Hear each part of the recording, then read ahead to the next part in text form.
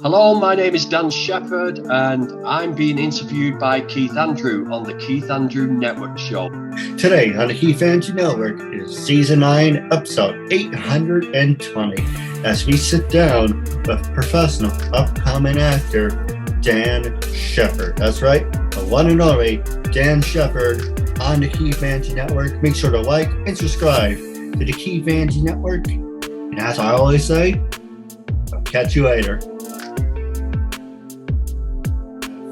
What is the Keith Andrew Network? The whole point of my talk show is to show people that even with having a learning disability, I can still amount to something. And at the same time, I'm able to turn myself into an example for people out there dealing with any types of learning disabilities and disabilities to never give up and prove people wrong. Prove to them that labels do not dictate who you are and who you're going to be. To prove to them and can still amount to something. So hashtag break the label. That being said, what attracted you to begin a career as a professional actor? Good question. Good question. I don't know why I sort of put myself through the hell that is trying to get sort of up and running. But what it is that I'm a HGV driver, which means I drive the big wagons, the big articulated wagons. And I noticed an advert for someone with a HGV license to appear in a Hollywood movie. And I thought it was maybe driving the wagons, driving scenery around, but it was actually driving on set as a character. And it was Jurassic World Fallen Kingdom. Once I got on set, I looked around and everything that was going on, and it was like I'd come home. I thought, I want a part of this. Even though I'm later in years, I just thought, wow, I want to be a part of this. So from that, I saw an advert for somebody to play a homeless guy in a movie teaser, an audition. So I applied for the audition, and then I went to the audition and I got the lead role. I'd never acted before in my life. You'll have to excuse my wife walking past. So that was like the start of it. And it was astounding. I actually won an award at a film festival for that role as well. But from that point onwards, then I started chasing the career. I had to find out what I needed to do, how I could get in there, how to get my profile out there, how to get an agent, so it was a long and winding road. I think this is year 4 now. So yeah, that's what triggered it, that just going on the set on a Hollywood movie, who were at the top of the game, who were filming in the UK for some reason that I don't know why, maybe taxes or something like that. I don't know why. But that's what triggered it all. I just felt like I'd come home. You know, it was like, this just makes so much sense to me. And that's what triggered it. Oh, absolutely. You have to do what your passion is. For me, my passion is, a lot of people say I have diarrhea of the mouth, but I like talking and making new friends, and that's what I like doing. But the next question I want to ask you is, do your kids want to follow in your footsteps? Let me tell you a little bit about my family. My dad is an oil painter, and he's self-taught.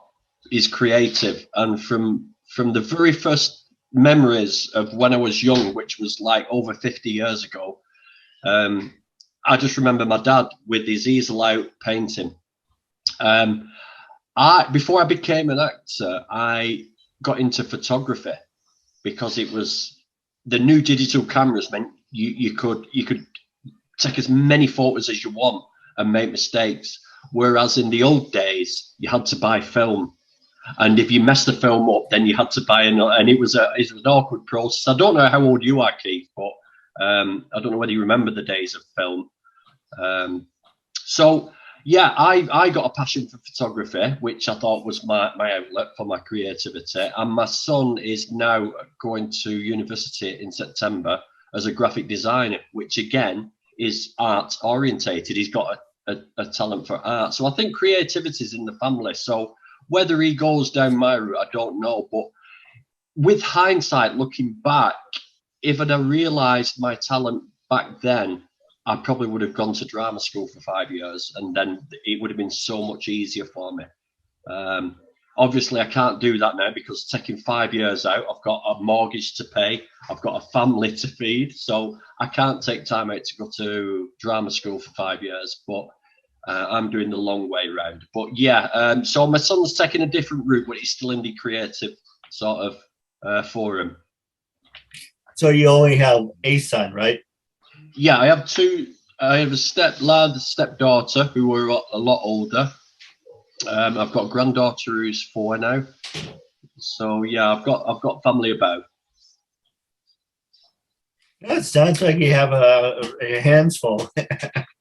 It's all right. They're all grown up. The only handful is when the granddaughter comes and visits, and she's the handful. But she's okay. She's funny. Yeah, it's always fun, see your kids grow up and have their own families.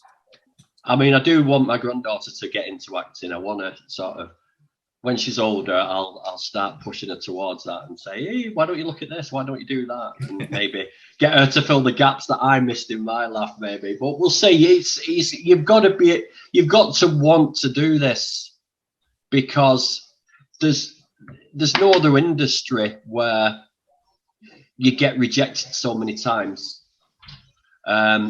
Even though you don't get rejected because of your talent, it's merely because of how you look, how you sound, the director's idea of the character he wants in his head.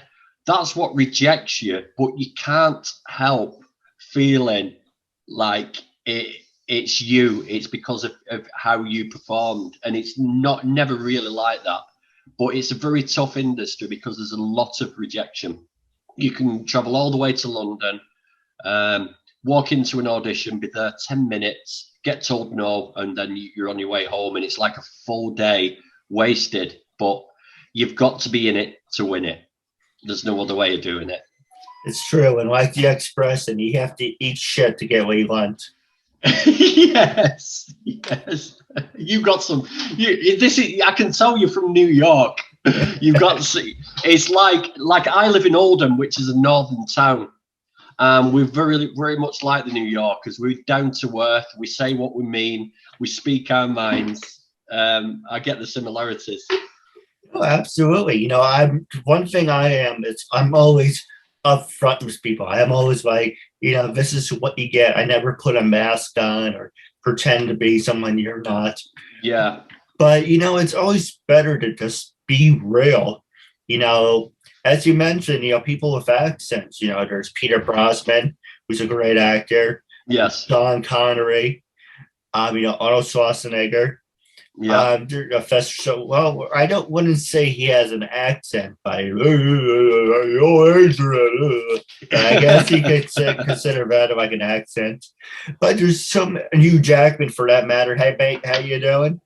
But it's so funny. But the other one too. Having a brain fart. It's all right. He was in House. Hugh Laurie.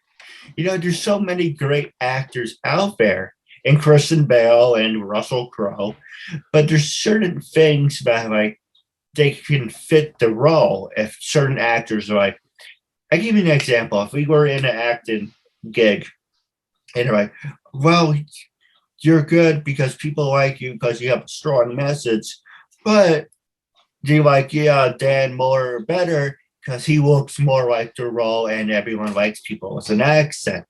Usually people with an accent kind of gives you that extra advantage over your competition. So the question I want to ask is, what makes you different from the competition? I know obviously, you mentioned your age, and the accent is a big selling point because everyone loves an accent.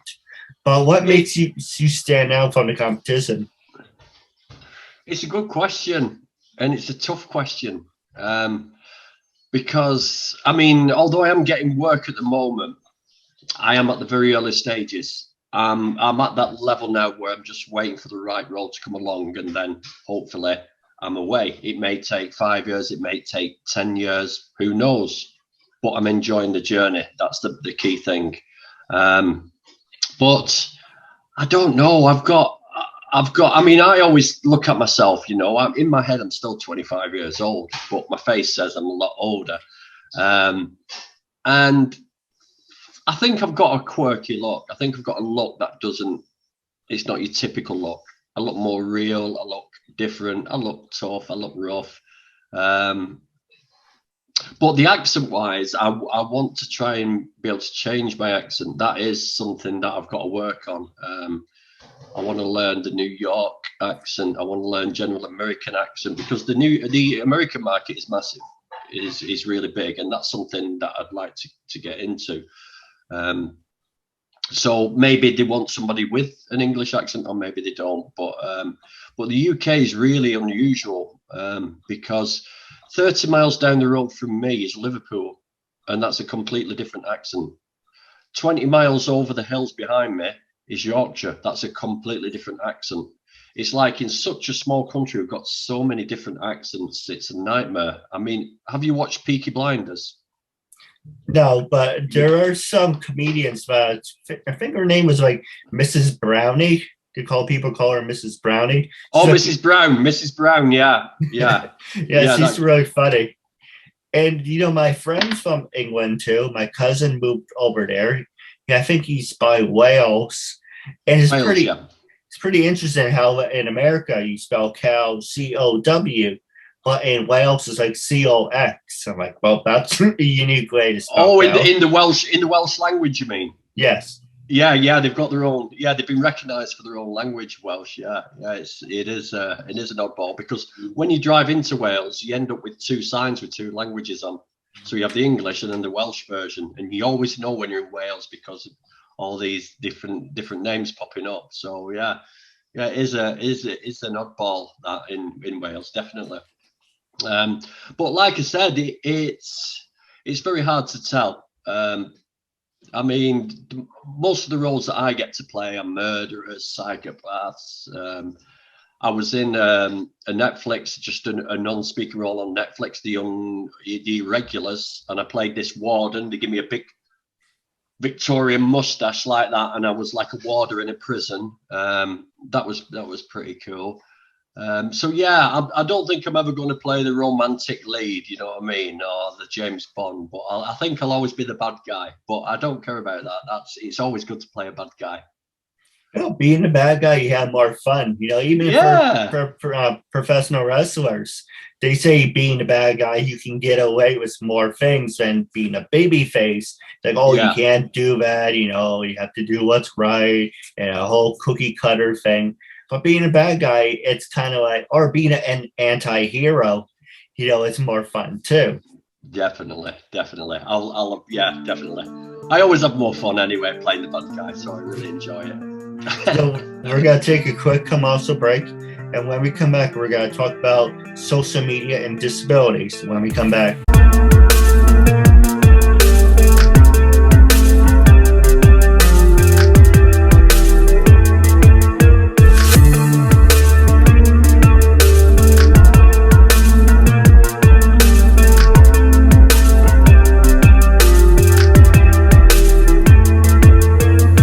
So the first thing I want to promote, and it's a good thing you're here, June 10th at 5 o'clock. That may be a little late in England. I think that's like 10 o'clock. But I would love to have you with us. On June 10th at 5 o'clock is my 8-year anniversary. And I think that's like a Thursday or something. And also, I want to promote HB Gibson, home of the X Zone. If you're into entertainment, definitely check out HB Gibson. If you're into eating and drinking healthy, definitely check out Life of a Fighter. More importantly, definitely check out Keith Andrew Network. We have so many great content and videos that you would like, so make sure to check it out. So first thing I want to ask you is disabilities. With everything that you accomplish in your life, Have you worked with people with disabilities besides me? And are you willing to work with people with disabilities? No, I'm joking. I'm joking. Well, I have come across and I have worked with people with disabilities. A girl in a wheelchair, people with blindness, cerebral palsy. One guy on the Netflix series, he was seriously disfigured